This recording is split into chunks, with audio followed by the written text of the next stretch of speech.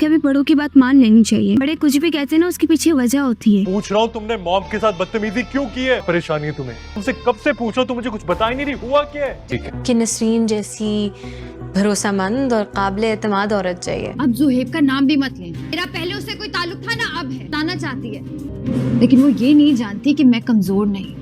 चालबाज ड्रामे के आने वाले एक साथ में अब आप लोग देखने जा रहे हैं कि अब अनाया जो कि बहुत ही ज़्यादा अब खुश होने की एक्टिंग करेगी अब रोहान के साथ, क्योंकि वो नहीं चाहती कि ऐज़ा को उसकी वजह से अब भी किस्म की हमदर्दी हो, क्योंकि वो नफ़रत करती है ऐज़ा से और इंतकाम लेना चाहती है अब ऐज़ा से, क्योंकि जिस तरह अब वो समझती है कि उसकी खुशियाँ अब उसकी बहन ने छीनी हैं, वो वैसे ही उसकी खुशियाँ छीनना चाहती है। इसीलिए अब वो ऐज़ा को हर जगह पर एक्सपोज करती हुई नज़र आएगी।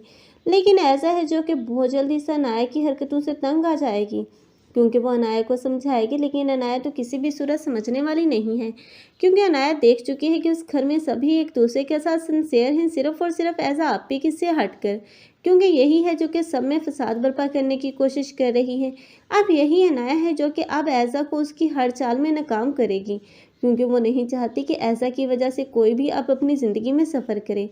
खास करके ईशल है जो कि अपने बिहेवियर से और अपने रवैये से अब अनाया के दिल में जगह बना लेगी, लेकिन यही बात पसंद नहीं आएगी अब इस ऐज़ा को, क्योंकि ऐसा चाहती है कि अब उसकी बहन और ईशल एक साथ खुश ना रहें।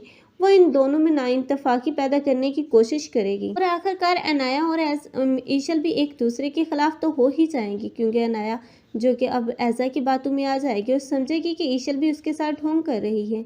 लेकिन ईशल है जो कि अब अपनी हमदर्दी और अपनी अपनाइयत से अब ईशल अब अनाया को ये बात तो क्लियर कर देगी कि वो उसके साथ मुखलिस है, और आखिरकार यही अब ईशल होगी जो कि अनाया को इस शान के ब्लैकमेलिंग से भी बचाएगी, क्योंकि कहीं ना कहीं ईशल जानती है कि अब अनाया इसी शान के साथ इन्वॉल्व थी, इसलिए वो उसे बताने की कोशिश करेगी कि अब शान जो कि अब तुमसे शादी का दावा करता है और कह रहा है कि वो शान जो कि तुमसे निकाह का दावा कर रहा है, लेकिन तब अनाया के पांव तले ज़मीन ही निकल जाएगी, क्योंकि वो नहीं सोच सकती थी कि ईशल इतना बड़ा राज जानती है और राज जानते हुए भी वो खामोश है और किसी को भी नहीं बताया।